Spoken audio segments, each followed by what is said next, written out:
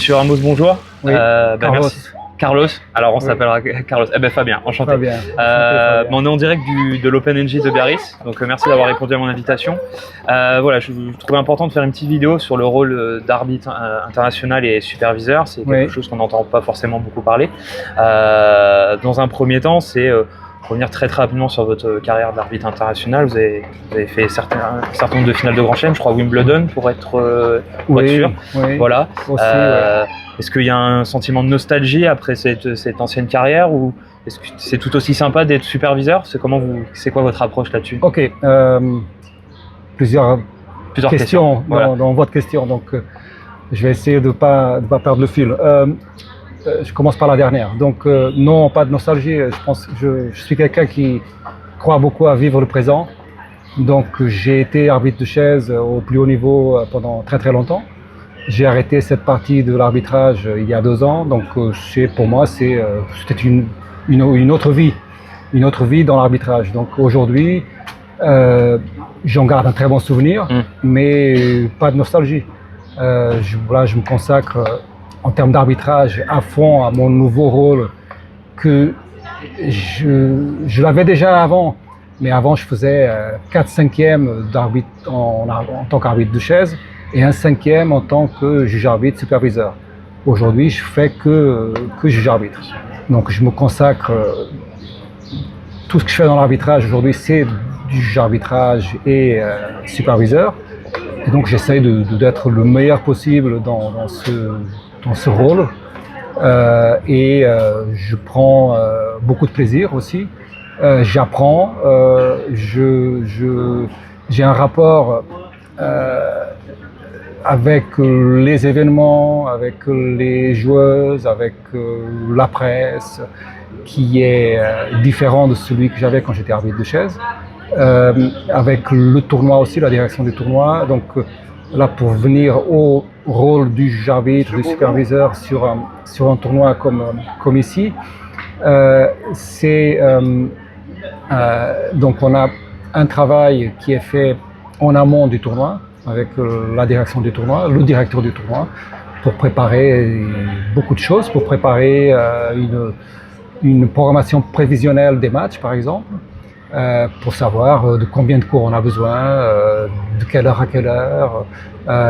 Quand on dit nombre de cours, on dit nombre de juges de ligne, nombre de ramasseurs de balles, respect du cahier des charges. Donc là, on a un cahier des charges qui est assez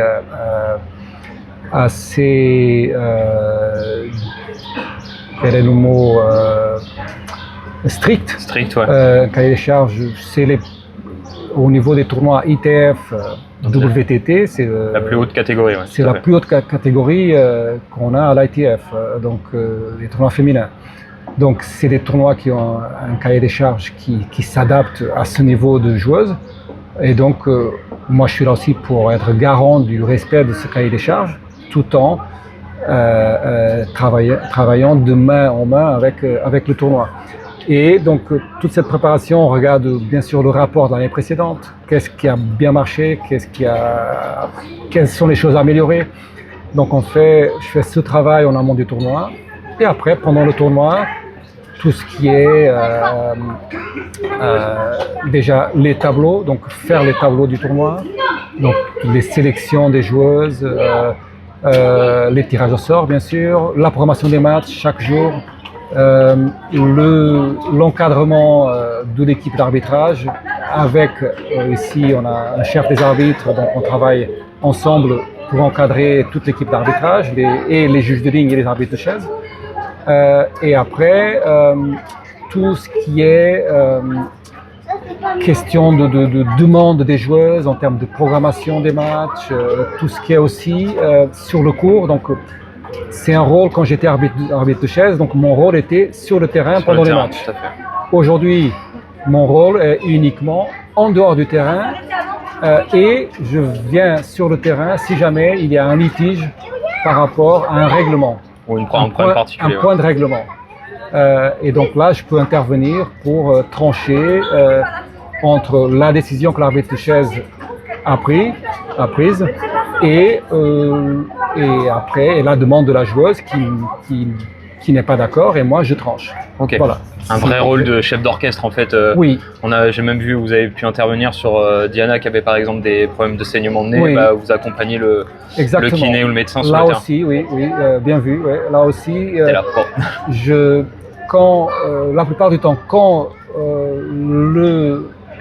les physios, les kinés ici, on a 2 kinés de la Fédération internationale de tennis qui viennent ici. Donc, quand les kinés interviennent sur le cours, la plupart du temps, je vais venir avec elles, c'est 2 dames, je vais venir avec elles et les aider si besoin et aussi être garant aussi du respect des règlements, parce qu'il y a des règlements qui sont assez précis par rapport à ce qu'on peut faire et ce qu'on ne peut pas faire pour que ce soit équitable pour les 2 joueuses.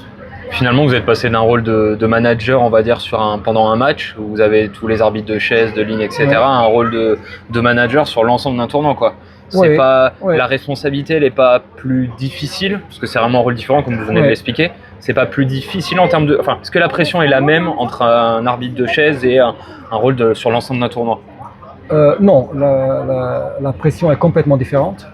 Après, ça dépend beaucoup de votre personnalité. Quand on est arbitre de chaise, on a la pression du match. Dans le courant, match, Werner, et 2. Juste une seconde. Oui, merci. On a la pression d'avant-match, parce que parfois, on a des matchs qui ont une énormissime importance, ou on a des matchs... on sait qu'on va arbitrer un match où c'est 2 joueuses ou 2 joueurs qui ne s'apprécient pas. Il y a un historique qui va nous informer que c'est un match. Tous les matchs, on peut avoir des problèmes ou on peut avoir des matchs qui se passent hyper bien, n'importe quel match. Mais il y a des matchs qui ont plus potentiel. Ouais, il y a une analyse du risque en amont. Oui. Après, ce qui se passe en réalité, on ne sait pas parce que c'est l'avenir. Donc, on ne peut pas encore prévoir l'avenir. Mais on a des matchs, on sait, avant le match, on sait, peut-être qu'il ne va rien se passer, mais avec les ingrédients de ce match-là, qui peuvent être et les joueuses ou les joueurs, ou le public, ou un problème un problème d'arbitrage qu'on aurait eu la veille et donc tout le monde en parle. Donc ça peut être plein de choses, différentes choses.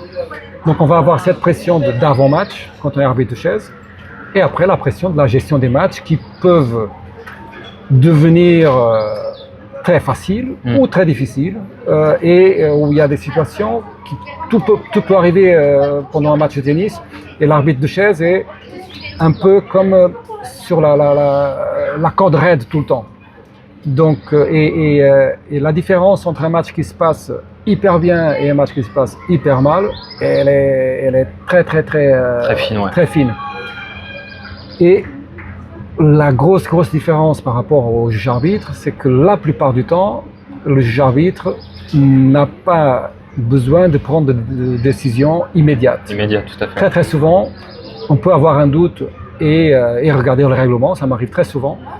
Une joueuse vient me poser une question, fait une demande, et je peux lui dire, je pense que c'est ça, mais laisse-moi vérifier, parce que je peux me tromper, donc laisse-moi vérifier. On discute et parfois on s'arrête discuter un petit peu, on regarde le règlement, on parle d'autre chose. Donc on a la possibilité de prendre la décision d'une façon plus calme, moins de tension la plupart du temps, et en s'aidant aussi des règlements, des livres de règlements, même en appelant un collègue qui peut nous aider, ou qui a eu, on sait que cette personne-là a eu une situation similaire, pour savoir comment ils ont géré. L'arbitre de chaise n'a pas cette possibilité-là, doit trancher très rapidement, et normalement, quelques secondes après, la partie reprend. Donc c'est une prise de décision qui est complètement différente, et du coup une pression qui est complètement différente. La pression du juge arbitre, c'est beaucoup plus, oui, on peut être amené à rentrer sur le court et prendre une décision très rapide aussi, mais c'est l'exception. La plupart du temps, c'est des décisions, comme je l'ai dit, on peut prendre son temps pour les prendre, mais il y a beaucoup de pression parce qu'il y a beaucoup de tâches à réaliser toute la journée. Toute la journée, donc en amont du tournoi et pendant le tournoi. Donc il y a un peu cette pression du travail qui arrive tout le temps et qu'il faut, il faut faire pour que les choses avancent. Et donc c'est une pression plus souvent en termes de charge de travail et de personnes qui dépendent un petit peu de nous. Tout à fait, ouais. Là, surtout au début de tournoi, il y a toutes les joueuses qui arrivent, les premiers tours qui sont hauts, celles qui arrivent un peu plus tard, celles qui arrivent sans bagage, celles qui ont joué la finale la semaine précédente et qui ont une très bonne raison de jouer le plus tard possible. Notamment l'Isramé cette semaine. Ouais. Voilà, exactement. Donc il y a tout ça à gérer, ce qui est très intéressant, et surtout quand on aime gérer ça, c'est très intéressant, mais c'est une pression différente, c'est une fois de plus une pression qui est plus souvent, au moins dans mon cas, qui va être associée à la charge de travail et au fait de devoir avancer. Au final, de ce que je comprends, vous avez passé des années sur le circuit avec beaucoup de déplacements. Là, vous faites encore des déplacements. Alors moi, je vous vois surtout à l'échelle nationale, mais je suppose que vous allez aussi à l'international. Vous n'aviez pas eu la tentation de vous dire j'ai déjà passé beaucoup d'années sur le circuit, de faire une pause parce qu'au final, quand je vois votre description, c'est beaucoup plus de charge mentale en tant que superviseur. C'est tout aussi passionnant parce que vous avez découvert tout le spectre, on va dire, du rôle. Vous n'avez pas eu la tentation, entre guillemets, de stopper ou c'était une passion pour vous, c'était logique de faire arbitre international et derrière superviseur de tournoi? C'était... Je sais pas comment ça se passe, la transition, justement. En fait, moi, j'ai préparé cette transition. D'accord. C'est pour ça que j'arbitre international depuis 15 ans, même plus. Juste une seconde. Merci. J'arbitre depuis même international presque 20 ans peut-être, même un peu plus peut-être. Mais donc je savais qu'un jour, mon souhait c'était le jour où j'allais arrêter en tant qu'arbitre de chaise. Donc j'ai pensé à ça il y a plus de 20 ans, donc quand j'avais encore une bonne quinzaine d'années au moins d'arbitrage de chaise devant moi. Et je me suis dit bon, je vais préparer le jour, ma retraite d'arbitre de chaise parce que je suis passionné d'arbitrage et que j'aimerais bien rester dans l'arbitrage et que j'aime beaucoup le juge d'arbitrage aussi.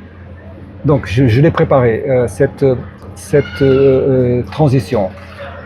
Maintenant, j'ai un peu perdu le fil là. Oui, c'était la transition entre justement arbitre et superviseur, et c'était en termes de charge mentale. Et moi-même, j'ai perdu un peu le fil. J'ai perdu un peu le fil aussi. C'est pas en direct là. Non, c'est pas en direct. Rassurez-vous, il y aura du montage. Non, c'était parce qu'au final, dans la description que vous m'avez donnée du rôle d'arbitre et de superviseur, il y a une charge mentale beaucoup plus importante en termes de superviseur. Et est-ce que vous n'avez pas eu la tentation justement de stopper après 20 ans justement en tant qu'arbitre? Moi aussi, il faut que je me remette dedans. Parfait. Quand on m'a appelé, pas de problème. Au début, je pensais que c'était autre chose et finalement, c'était un appel très très simple. Fin de match, j'ai entendu. Match. Donc, du coup, oui, cette transition, donc moi je l'ai préparée. Après, notre carrière, surtout en tant qu'arbitre de chaise, ressemble beaucoup à celle des joueuses et des joueurs. On commence, au début, on fait énormément de tournois parce que c'est très très basé bien sûr sur nos compétences, mais nos compétences qui vont s'améliorer avec l'expérience. Donc c'est énormément basé sur l'expérience.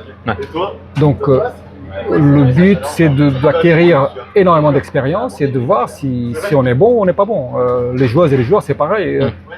On joue beaucoup de tournois et les meilleurs gagnent des matchs et les moins bons, les moins bonnes perdent des matchs et ont plus de mal à avancer. Après on peut continuer d'essayer et après il y a des gens qui vont percer à l'âge de 15 ans et d'autres qui vont percer à l'âge de 25 ans ou plus tard. Les arbitres c'est un petit peu la même chose. L'histoire des badges, justement les badges. Voilà, mais moi en tant qu'arbitre de chaise, donc je faisais énormément de tournois quand j'étais mes premières années d'arbitre de chaise, donc beaucoup de tournois. À un moment donné je voyageais bien plus que 2/3 de l'année. C'est énorme. Mais j'avais aussi 30 ans de moins, donc Donc, il y a un moment pour tout. Hein. C'est un moment où je voyageais, oui, plus de 30 semaines, 35 semaines par an. Et après, j'ai eu la chance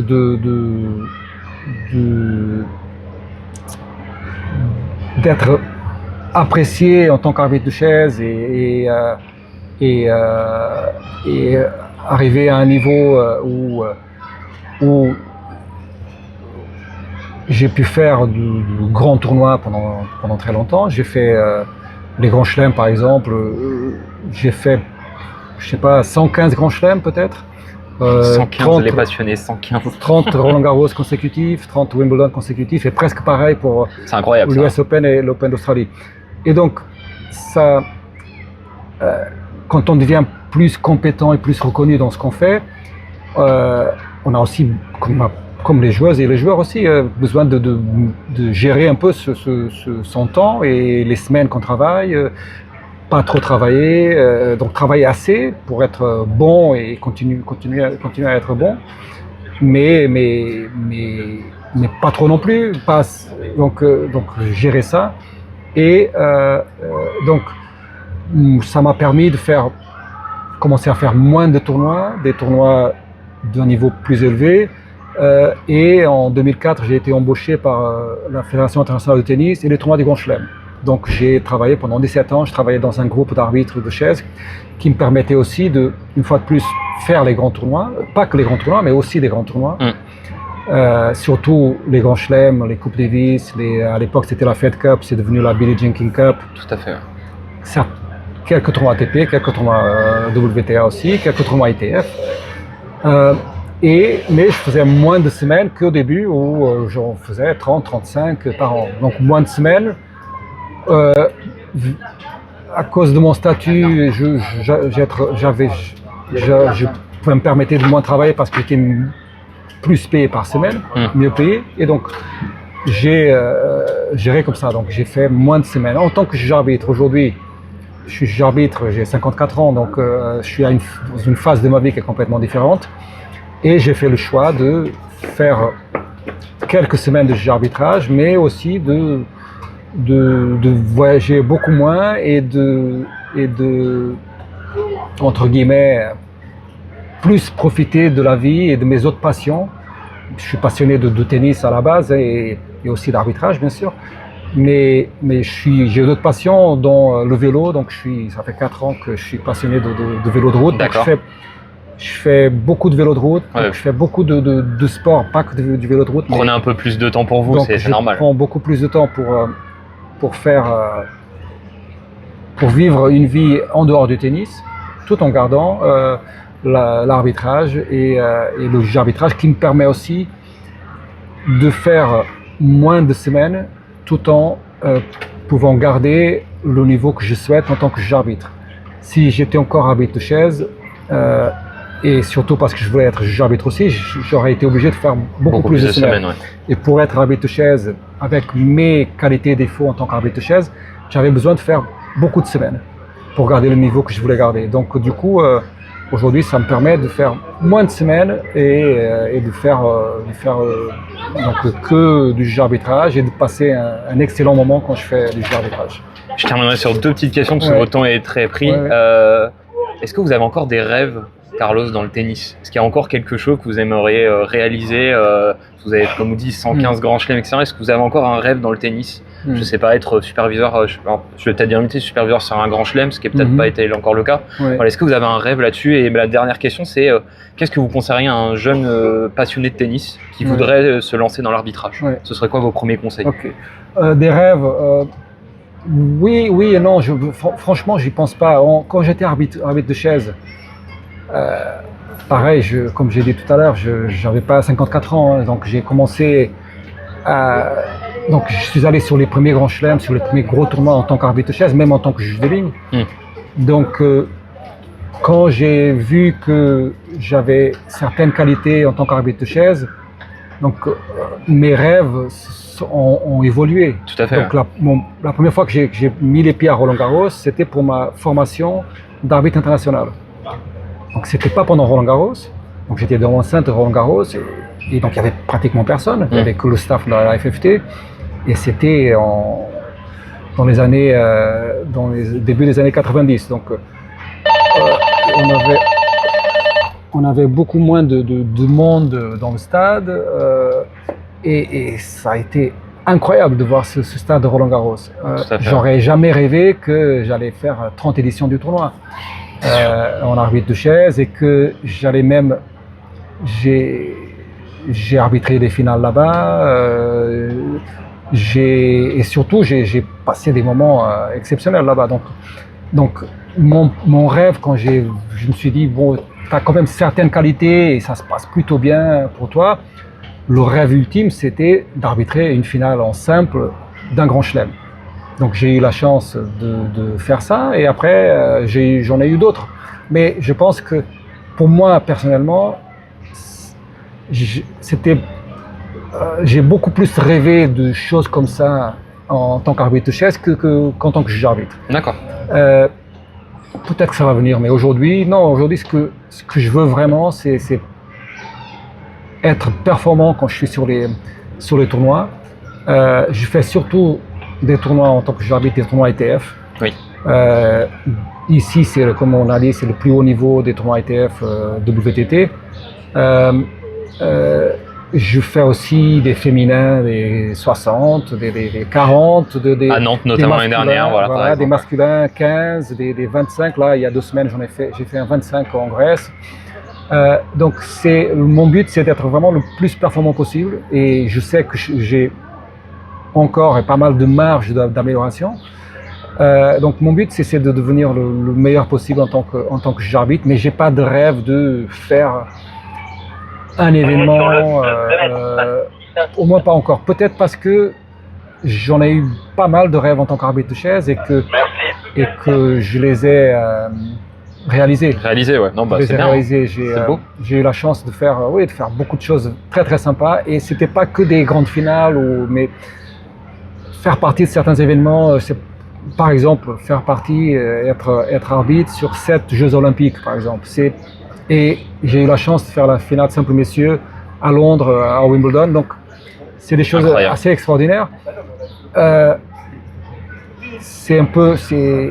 dépend pas que de nous aussi. Ça dépend de nous de se mettre en position d'arbitrer ces matchs-là. Mais après, c'est pas nous qui décidons qui arbitre quel match. Bien sûr. Donc, mais de pouvoir faire ces matchs-là, d'avoir eu aussi la chance de les faire. C'est extraordinaire, mais j'ai pris énormément de plaisir sur des matchs sur le cours 25 à 11h du soir, où je trouvais que j'avais bien géré certaines situations devant 3 personnes, et 3 spectateurs et 2 coachs. Donc il n'y a pas que les grands matchs ou les grands tournois où on peut prendre plaisir, au moins moi personnellement. C'est pas de la fausse... modestie, comme on dit. Modestie du tout. Mais c'est vrai que quand on fait aussi quand on arbitre, on fait partie de certains matchs, on vit des moments exceptionnels. Et donc, mais j'ai eu la chance d'en vivre beaucoup en tant qu'arbitre de chaise. Et c'est un peu comme si j'avais fait le plein de ces moments-là et que je les cherchais plus. Mais peut-être qu'un jour, ça va revenir. D'accord. Ok. Ma toute dernière question, c'était par rapport non, pas de souci, je la repose. Vous développez tellement bien, donc j'ose pas couper. Non, ma dernière question, c'était voilà, il y a des jeunes passionnés qui ont envie d'être arbitres. On sait la difficulté d'être arbitre, alors que ce soit dans le tennis ou tout sport, hein, souvent c'est quelque chose qui est décrit. Alors c'est un métier difficile. Ce serait quoi vos premiers conseils de jeunes qui voudraient se lancer dans l'arbitrage? Déjà, je l'ai dit tout à l'heure, on peut pas prévoir l'avenir, mais aujourd'hui, et dans le milieu de l'arbitrage, il est très très très difficile à prévoir. Tout à fait. Parce que, comme vous le savez, on parle de plus en plus d'arbitrage électronique. Tout à fait. Roland-Garros, aujourd'hui, est le dernier grand chelem à avoir des juges de ligne. C'est le dernier village irréductible de Gaulois, comme on dit. Voilà. On ne sait pas si on aura des juges de ligne à Roland-Garros l'année prochaine. On ne sait pas. Et les choses, avec l'intelligence artificielle, on a capacité, le potentiel d'évoluer de façon exponentielle. Donc, je pense que beaucoup de personnes ont beaucoup de mal à comprendre ce qui est une évolution exponentielle. C'est énormissime. Donc, ça n'a pas de limite potentiellement. Ouais. Voilà, exactement. Et ça peut aller à une vitesse énorme. Donc, et ça peut affecter directement l'arbitrage. Donc, il y a beaucoup d'incertitudes par rapport à ça. Donc, on ne sait même pas ce qu'aujourd'hui, c'est les juges de ligne, le rôle de juge de ligne qui est de moins en moins demandé. Tout à fait. Même si on l'a encore, bien sûr, sur les tournois ITF, sur les tournois Challenger, ATP Challenger, pour l'instant, sur les tournois WTA jusqu'à un certain niveau, je pense, pour l'instant. Mais on ne sait pas si l'année prochaine ou dans 2 ans, ce sera pareil. Donc, pour un jeune ou une jeune arbitre aujourd'hui qui a envie de se lancer dans l'arbitrage, il y a beaucoup d'incertitudes. Beaucoup d'incertitudes, ouais. Mais bon, il y a aussi beaucoup de passion. Donc c'est un métier, ça reste un métier. On peut encore en faire un métier. Et c'est un métier de passion. Et qui nous permet, comme je vous l'ai dit, de vivre des choses qui sont... Quand on aime le tennis et qu'on aime l'arbitrage, ça nous permet de vivre des choses très très intéressantes. C'est une belle manière de rester en contact ou rester dans notre sport préféré qui est le tennis. Donc le conseil serait pour un jeune arbitre d'y mettre tous les moyens tout en gardant un pied, donc déjà en restant très clair par rapport à la réalité des choses, à ne pas tout mettre mettre tous ses efforts dans ça, mais à investir à fond, mais en pensant qu'il y a autre chose aussi, il y a des études, et ne pas faire que de l'arbitrage. Mais on n'a pas besoin, surtout au début, de faire que de l'arbitrage pour devenir un bon arbitre. On peut faire de l'arbitrage et continuer ses études, on peut faire de l'arbitrage et avoir un métier à côté, surtout au début. Au début, ouais. Très bien. Ben, merci beaucoup, Carlos, pour le temps consacré. C'était génial. Okay, merci beaucoup.